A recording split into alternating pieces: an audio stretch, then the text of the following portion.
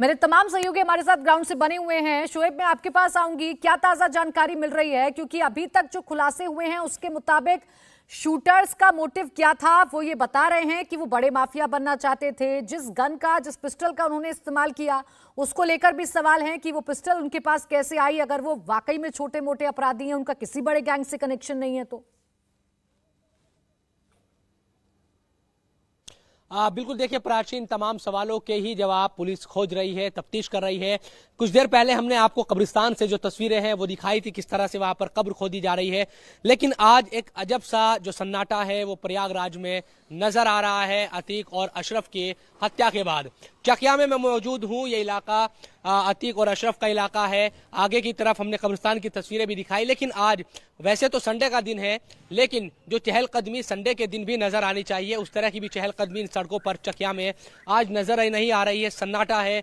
और जो दुकानें हैं खास तौर पर देखिए, लाइन से आप दूर दूर तक भी जाएंगे तो बहुत ज्यादा जो दुकानें हैं वो नहीं खुली है। ज्यादातर दुकानों को आज बंद रखा गया है। ये तमाम जो दुकानें हैं ये भी देख लीजिए आप, पीछे की तरफ भी जो दुकानें हैं यहाँ भी नजर आएगी। जो जरूरी सामान की दुकानें, दूध की दुकानें या जो मेडिकल स्टोर तक भी कई जगहों पर हमें बंद नजर आए। कहा यही जा सकता है कि जिस तरह से कल हत्याकांड हुआ उसके बाद से इन तमाम इलाकों में लोगों में भी एक तरीके से खौफ नजर आ रहा है, लोगों में एक दहशत है। हालांकि पुलिस की कोशिश लगातार यही है कि इन तमाम जगहों पर जो खास तौर पर चाहे चकिया हो या फिर जो दूसरे इलाके हैं जहां पर कब्रिस्तान है, उन तमाम इलाकों में जो सुरक्षा व्यवस्था हो या कानून व्यवस्था हो वो बेहतर तरीके से बनाए रखा जाए, किसी भी तरह की दिक्कत ना हो। इन्हीं तमाम चीज़ों के मद्देनजर पुलिस की जो गश्त है इन सड़कों पर हमें लगातार नजर आ रही है। वक्त वक्त पर जो पुलिस की टीम है वो यहाँ से गुजर रही है। लेकिन जिस तरह से एक शहर में कई बार कर्फ्यू लग जाता है, लोग उस सड़कों पर नहीं आते, उस तरह से आज कई इलाके प्रयागराज के दिखाई दे रहे हैं। सड़कें जो है वो सुनसान पड़ी हुई है। ये तस्वीरें चकिया की इस वक्त जो अतीक अहमद का गढ़ है, कुछ दूरी पर ही उसका घर भी है जिसको गिरा दिया गया था यहाँ से। इसके अलावा उसके जो साधु है, शांति कानून व्यवस्था के लिहाज से कितनी जरूरी थी, इस बात का अंदाजा लगाया जा सकता है कि मुख्यमंत्री लगातार मॉनिटरिंग कर रहे हैं और यही कोशिश कर रहे हैं कि माहौल जो है उत्तर प्रदेश का वो ठीक रहे। रुचि, अभी जो तस्वीरें शोएब दिखा रहे हैं, कुछ ऐसी ही तस्वीरों की कोशिश है कि पूरे उत्तर प्रदेश में हालात सामान्य बने रहे, और यही वजह है कि ताबड़तोड़ बैठकों का सिलसिला जारी है। अभी अंदर से क्या जानकारी निकल कर आई है रुचि बैठक के बारे में?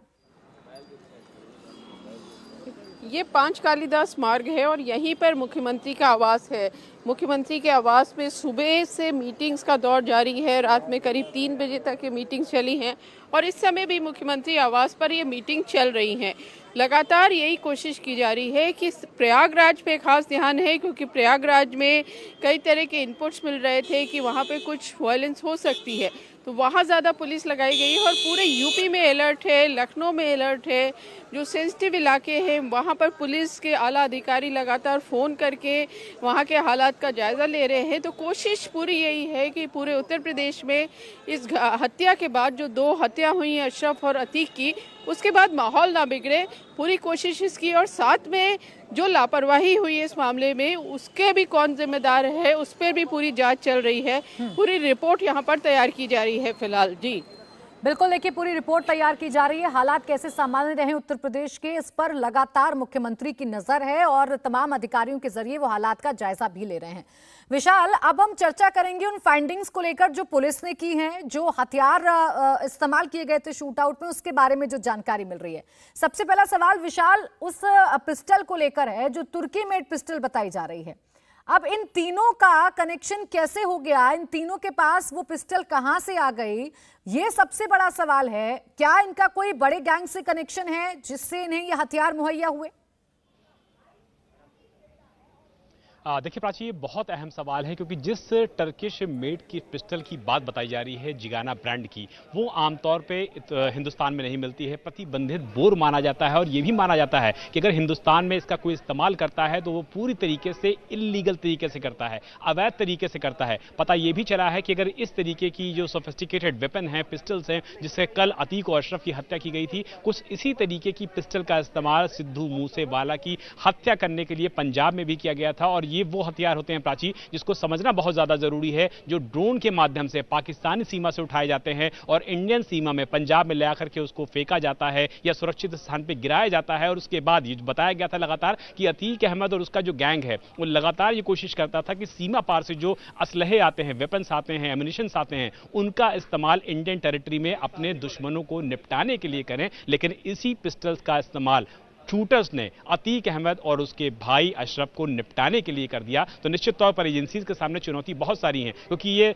हमीरपुर, बांदा और कासगंज के छोटे मोटे माफिया नहीं थे। ये इनका सपना जरूर था, जो कि अब तक की इन्वेस्टिगेशन में आया है, कि ये बड़े माफिया बने। लेकिन जो चीज इनके पास मिली है, जो वेपन इनके पास मिला है, जिस तरीके से इंडिया में ये इलीगली आता है ड्रोन के जरिए, वो अपने आप में साबित करता है कि कहीं ना कहीं इन शूटर्स का कुछ बड़ा कनेक्शन भी हो सकता है। और यही वजह है कि इन शूटर्स के कनेक्शन को तलाशने के लिए, उनको इन्वेस्टिगेट करने के लिए कई सारी एजेंसीज इस समय काम कर रही हैं और ये कोशिश कर रही हैं कि जितना जल्दी से जल्दी हो इन्वेस्टिगेशन कंप्लीट किया जा सके, ताकि पूरा मामला क्लियर हो सके, साफ हो सके शीशे की तरह, कि आखिर क्या किसी ने और तो टारगेट नहीं करवा लिया, क्या ऐसा कोई राजनेता, कोई ऐसा बिल्डर तो नहीं था एनसीआर और प्रयागराज का, जिसके बारे में एक शक जताया जा रहा है, क्योंकि पुलिस का इन्वेस्टिगेशन अभी पूरी तरीके से खुला हुआ है। तो ऐसा तो नहीं कि किसी ने दूसरे के कंधे पर रख करके अपना वक्त साध लिया। तो निश्चित तौर पर जो पुलिस का इन्वेस्टिगेशन है वो बहुत ज्यादा खुला हुआ है। अभी जो ये लड़के बात बता रहे हैं, जो शूटर्स बात बता रहे हैं, पुलिस उनकी बातों पे पूरी तरीके से फिलहाल अभी एतबार नहीं कर रही है। यही वजह है कि जो इन्वेस्टिगेशन है वो पूरी तरीके से अभी ओपन है। कहीं भी उसको ऐसा मुकाम पे नहीं पहुंचाया गया है कि उसको एक शॉर्ट केस मान लिया जाए या जो शूटर्स ने बोल दिया उसी को मान लिया जाए। ठीक है, पुलिस तमाम पहलुओं पर जांच करे। विशाल, एक बात और समझाइएगा, आप एफआईआर की एक्सक्लूसिव कॉपी दिखा रहे थे और आप बता रहे थे कि उस एफआईआर में क्या लिखा गया है।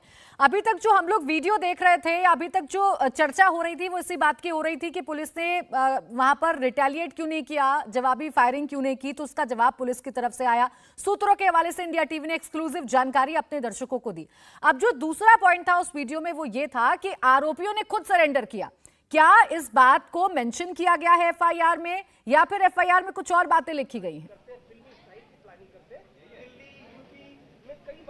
देखिए, अगर एफआईआर को आप गौर से प्राची पढ़ेंगी तो उसमें यह पता लग जाएगा कि एफआईआर में इस बात का एक लाइन का मेंशन है कि उन्होंने भागना चाहा और पुलिस ने ओवर पावर करके मौके पर उनको पकड़ लिया, यानी कि जो शूटर्स थे उनको मौके पर पकड़ लिया गया। और जो वीडियो में हमको चीजें नजर आ रही हैं वो साफ तौर पर नजर आ रही हैं कि शूटर्स ने भागने की दरअसल कोशिश ही नहीं की। शूट आउट करने के बाद जैसे ही वो वहां से निकलने की कोशिश करने वाले ही थे, या यूं कहा जाए भागने की कोशिश करने ही वाले थे, पुलिस ने उनको फौरन ओवर पावर किया है और उन्होंने सरेंडर की भूमिका में आ गए हैं। यानी कि उन्होंने अपने हाथों को ऊपर कर लिया है, वेपन्स को फेंक दिया है। यानी कि शूटर्स का जो मकसद था वो बिल्कुल क्लियर था, उनको अशरफ को, अतीक को शूट करना था। उन्होंने शूट किया है और अपनी पिस्टल को वहीं फेंका है, अपने हाथ ऊपर कर दिया है और धार्मिक नारे लगाए हैं। निश्चित तौर पर यह कहा जा सकता है कि वीडियो में दिख रहा है कि सरेंडर की भूमिका में वो थे। अपना मकसद पूरा करने के बाद उन्होंने सरेंडर कर दिया। लेकिन एफआईआर में इस बात का जिक्र किया गया है कि वो भागना चाहते थे और यूपी पुलिस के जो जवान मौके पर मौजूद थे उन्होंने तुरंत के तुरंत उनको पकड़ा है, मौके से ही पकड़ा है और किसी को भी वहां से जाने नहीं दिया है। हालांकि ये इन्वेस्टिगेशन का पार्ट है, इसको इन्वेस्टिगेट के जरिए और भी आगे चीजें को बढ़ाया जा सकता है। लेकिन सबसे बड़ा सवाल ये है प्राची कि जिस तरीके से ये पूरा मामला सामने आया है, उस पूरे मामले में निश्चित तौर पर अपने आप में कई सवाल उठते हैं कि इतनी यूपी पुलिस की मौजूदगी में, इतने लोगों की मौजूदगी में, इतने वेपन्स की मौजूदगी में यूपी पुलिस के सामने उनकी कस्टडी में विशाल, देखिए सवाल तो कई हैं और इन सवालों के जवाब यूपी पुलिस भी तलाशना चाहती है, सरकार भी तलाशना चाहती है और जाहिर सी बात है कि विपक्ष इन्हीं सवालों के जवाब सरकार से मांग रहा है। शोएब, आप जो तस्वीरें दिखा रहे हैं उन तस्वीरों के बारे में अभी रुचि भी जिक्र यही कर रही थी कि सरकार भी चाहती है कि शांति बनी रहे, खासकर जो प्रयागराज के संवेदनशील इलाके हैं वहां पर जो हालात हैं, जो माहौल है वो ठीक रहे। अगर वहां पर एक दो लोग आपको नजर आए शोएब, तो आप उनसे भी बात करिएगा और जरा तस्वीरें भी दिखाइएगा कि फिलहाल प्रयागराज में किस तरीके का सन्नाटा है। बिल्कुल, देखिए तस्वीरें तो हम फिर से दिखा देते हैं आपको, जहां तक भी नजर आएगी। तमाम जो दुकानें हैं वो बंद है और एक भाई साहब तो हमारे सामने ही जो दुकान है वो बंद कर रहे हैं। ये बताएं कि अमूमन क्या रहता है, अगर आप बता पाए, दुकानें खुलती हैं या इसी तरह बंद रहती है? दुकानें तो खुलती ही रहती हैं भैया। दुकानें खुलती है, आज क्यों बंद रखी गई है? आप भी बंद करके जा रहे हैं, क्या वजह है? अब इसके बारे में हम क्या कह सकते हैं? इस तरह का माहौल है उस वजह से, हाँ जो माहौल बना है भैया, ये माहौल खराब है तो भाई बंद तो करना ही पड़ेगा, और क्या कह सकते हैं। तो आप भी बंद करके जा रहे हैं? बंद करना ही तो है। ऐसा तो नहीं कि आज संडे है उसकी वजह से बंद? नहीं नहीं, ऐसा नहीं, दुकान बराबर खुलती रहती है संडे को भी। तो ये चाहे कसारी मसारी के इलाके की बात करते हैं या फिर हम चकिया के इलाके की बात करते हैं। देखिए ये शायद खोखा है, चाय, यहाँ चाय का खोखा, चाय वगैरह बनती थी, क्या है? चाय बनती है यहाँ, चाय बनती है, पान, चाय पान का गुट। इसका तो कोई ताल्लुक संडे से नहीं होता कि भाई संडे मंडे तो रोजाना खुलता होगा? नहीं, ऐसा इसका कोई ताल्लुक नहीं है। असल बात यह है कि धारा 144 लगाए हैं, तो इसी वजह से लोगों के अंदर भय बन रखा है, कहीं बवाल न हो जाए, इस वजह से बंद कर रखे हैं। लोगों को डर है कि कहीं बवाल ना हो? जी डर है। क्या इस तरह की चीजें पहले होती रही है क्या इस इलाके में? ऐसा पहले कभी नहीं हुआ है यहाँ पे, ये पहली बार था। पहली बार है? हाँ, जो हुआ है देखिए गलत हुआ है, ऐसा नहीं होना था। अतीक और अशरफ को जिस तरह से मारा, जिस तरह मारा, इसलिए कि सुप्रीम कोर्ट के कहने पे वो लोग यहाँ आए थे, पैरवी पे आए थे, उन लोग जिस तरह अपना कर रहे थे ठीक था, पर इसमें देखा जाता है कानून व्यवस्था, इंसानियत बिल्कुल खत्म हो गई है। कानून बिल्कुल एक तरफा काम कर रहा है, इसको क्या कह सकते हैं, कानून बिल्कुल खत्म है। बिल्कुल। देखिए ये लोग हैं चकिया इलाके के और एक और भाई साहब भी है। ये बता दीजिए अच्छा हमें कि कैसे रोजाना, क्योंकि हम देख रहे हैं कि बहुत सन्नाटा है सड़कों पे, लोग घरों से बाहर भी नहीं निकल रहे, आज माहौल ठीक नहीं लग रहा है इसलिए। अरे हाँ, आप समझ रहे हैं कि इधर सभी हो गया है ना, तो अच्छा नहीं लग रहा है, अच्छा नहीं लग रहा है खोलने के लिए। कुछ लोग पुलिस वाले भी शायद बंद करा दिए हैं। अच्छा, हाँ कि आज घरों में रहिए। हाँ, अब मिट्टी होगी थोड़ी देर के बाद, कब्र खुद रही है, लोग जाएंगे कब्रिस्तान नमाज़े जनाज़ा? जाने अगर मौका मिलेगा जाएंगे, जाने देंगे तो नहीं जाएंगे। असद के जब असद को दफनाया गया कल, तब तो जाने नहीं दिया था उतने लोगों को। आज उम्मीद है कि अतीक और अशरफ के? नहीं, उम्मीद तो नहीं है, मुश्किल है। जी। अगर जाने की इजाजत होगी तो आप लोग जाएंगे कब्रिस्तान? जाएंगे, जरूर जाएंगे, हमारे में जाहिर सी बात है जाया जाता है मिट्टी देने के लिए, इसमें कोई रोक टोक तो नहीं होती। आज हमने कल पहली बार देखा है कि असद की मिट्टी के लिए आई कार्ड मांग रहे थे, आधार कार्ड मांग रहे थे, आप अपना प्रूफ दीजिए, उसके बाद जाने। तो इसमें क्या कर सकते हैं, देख रहे हैं लोकतंत्र बिल्कुल खत्म है, राजतंत्र है ये यहाँ पे इस समय। अगर देखा कानून जाए व्यवस्था तो के लिहाज से कुछ कदम सरकार की तरफ से उठाए गए हैं, हालांकि कई सवाल हैं लोगों के जहन में, और उन सवालों का जवाब जब इन्वेस्टिगेशन पूरी हो जाएगी, जाहिर सी बात है तभी सामने आएगा। रुचि, अगर हम प्रयागराज की बात कर लें, अगर हम प्रयागराज के चकिया इलाके की बात कर लें जहां पर शुएब इस वक्त हैं, ये वही इलाका है जहां पर दबदबा रहा है अतीक अहमद का। जाहिर सी बात है कि जब उसकी हत्या हुई है, जब वो अब खत्म हो चुका है, एक तरह से कहा जाए कि माफिया राज जो है वो खत्म हो चुका है। हाँ, दी एंड जो हुआ है उसने कई तरीके के सवाल खड़े कर दिए हैं, उसके हिसाब से लोगों के रिएक्शन भी सामने आ रहे हैं। कुछ के मन में डर है तो कुछ के मन में सवाल भी हैं।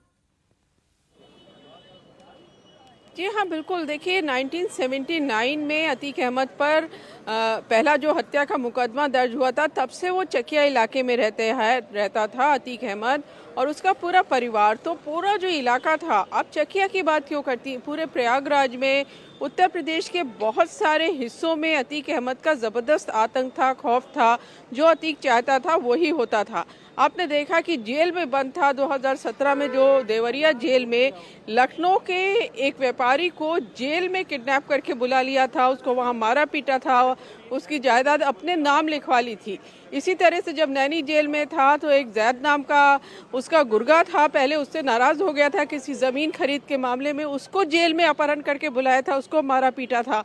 ना जाने ऐसे कितने किस्से हैं। तो ज़बरदस्त आतंक हुआ करता था उस पूरे इलाके में, खास तौर से चकिया जहां अतीक अहमद रहता था, क्योंकि वहां तो वही होता था जो अतीक अहमद चाहता था, उसकी मर्जी के बिना वहां पत्ता भी नहीं हिलता था। लेकिन आज जो वहां पे लोग हैं, जैसा बात कर रहे थे अभी हमारे, तो वो उन लोगों का ये कहना है वहाँ आप जाएंगे तो जो लोग हैं वो कोई अतीक अहमद से खुश नहीं रहते थे, अतीक अहमद के समर्थक नहीं थे, क्योंकि आम आदमी भी अतीक अहमद से परेशान रहता था, क्योंकि आम आदमी भी परेशान होता था उसकी माफियागिरी से, गुंडई से। आज उनको ये लग रहा है कि जो हत्या हुई है उस पर वो ज़रूर सवाल खड़े कर रहे हैं कि इस तरह से हत्या नहीं होनी चाहिए। बिल्कुल, देखिए लोग जो हैं वो सवाल भी कर रहे हैं और सवाल के साथ साथ उनके जहन में एक डर भी है और एक संतुष्टि भी है, क्योंकि अतीक अहमद और उसके परिवार का जो आतंक था वो किसी से छिपा नहीं था। लेकिन सवाल उस तरीके पर है जिस तरीके से इस माफिया राज का खात्मा हुआ है। विशाल, अगर प्रयागराज की बात कर लें, लखनऊ में तो हलचल है, मुख्यमंत्री अब पूरे इस घटनाक्रम पर नजर बनाए हुए हैं। प्रयागराज की बात करें तो यहाँ पर कौन से बड़े बड़े अधिकारी इस वक्त मौजूद हैं और क्या प्राथमिकता है फिलहाल पुलिस की, और आरोपियों से अब तक कितने खुलासे हो चुके हैं? देखिए, प्राथमिकता इस समय प्राची सबसे ज़्यादा प्रयागराज में यही है कि शांति व्यवस्था पूरी तरीके से बनी रहे। और अब से कुछ देर पहले का अपडेट ये है कि पोस्टमार्टम हाउस में जो डॉक्टर्स का पैनल है वो पहुंच चुका है, लेकिन अभी फिलहाल जो पोस्टमार्टम की प्रक्रिया है अतीक और अशरफ की, वो फिलहाल शुरू नहीं हो पाई है। उम्मीद की जा रही है अगले कुछ देर में वो प्रक्रिया भी शुरू हो जाएगी। इसके अलावा अगर बात किया जाए तो प्रयागराज में सीनियर ऑफिसर्स ने इस समय डेरा डाल रखा है। डीजीपी, डीजीएलओ और जो सीनियर ऑफिसर्स हैं वो फिलहाल प्रयागराज में पूरी तरीके से कैंप कर रहे हैं, नजर बनाए हुए हैं और पल पल की अपडेट्स ले रहे हैं मुख्यमंत्री योगी आदित्यनाथ, संजय प्रसाद जो कि प्रमुख सचिव गृह हैं। लेकिन सबसे महत्वपूर्ण सवाल यह है प्राची कि इस पूरे इन्वेस्टिगेशन में जो पिछले कम से कम 4 दिनों से चल रहा था, जब से पुलिस ने अतीक और अशरफ को अपनी रिमांड में लिया था, जो हमारी जानकारी है उसके मुताबिक न सिर्फ आईएसआई लिंक के बारे में जानकारी सामने आई थी, पाकिस्तान कनेक्शन के बारे में जानकारी सामने आई थी, खालिस्तान लिंक के बारे में सामने आई थी, बल्कि ड्रोन से किस माध्यम से पाकिस्तान से हथियारों को गिराया जाता था, इसको लेकर के यूपी एटीएस, यूपी एसटीएफ और एनआईए को तमाम इन्वेस्टिगेशन के लिहाज से बहुत महत्वपूर्ण जानकारियां मिली थी कि कौन से देश में ऐसे लोग हैं जो अतीक अहमद के जानकार हैं, अतीक अहमद के गुर्गे हैं और देश विरोधी गतिविधियों में लिप्त रहते हैं। एटीएस इस मामले को जांच को आगे बढ़ा रही थी, लेकिन अतीक अहमद को इससे पहले कि वो सीमा पार आसपास लेके कहीं जाती, कहीं निशानदेही पर असलहों को बरामद कराती, कौन से लोग पाकिस्तान से मिले हुए थे, आईएसआई लिंक क्या था, आईएसआई कमांडर के साथ क्या लिंक था, तो ये सब कुछ ऐसे पहलू थे जो कि कहीं ना कहीं अनछुए रह जाएंगे। क्योंकि जब तक अतीक को सामने बैठा के कन्फ्रंट न कराया जाता, मौके पर ले जाकर के निशानदेही न कराई जाती, असलहों को, एम्युनिशंस को बरामद न किया जाता, तब तक साइंटिफिक इन्वेस्टिगेशन इसका आगे नहीं बढ़ सकता था। तो ये कहा जा सकता है कि माफिया राज का एक दांड तो जरूर हुआ है, लेकिन जो इन्वेस्टिगेशन की एक लाइन मिली थी पुलिस को, एटीएस को और डिफरेंट एजेंसीज को, कहीं ना कहीं इस माफिया के तमाम राज के, वो शायद अभी अधूरे रह गए हैं। शाइस्ता परवीन वो कड़ी हो सकती है जो इन तमाम राज पर से पर्दा हटा सकती है। आप तमाम लोग मेरे साथ बने रहिए, लगातार अपडेट्स लेते रहेंगे, एक एक जानकारी अपने दर्शकों तक पहुंचाते रहेंगे, क्योंकि अतीक और अशरफ का तो दी एंड हो गया है, लेकिन इसके बाद कई सवाल भी खड़े हो गए हैं। इंडिया टीवी हर वक्त हर जगह डाउनलोड करने के लिए सर्च करें India TV news Google play store या ऐप स्टोर पर।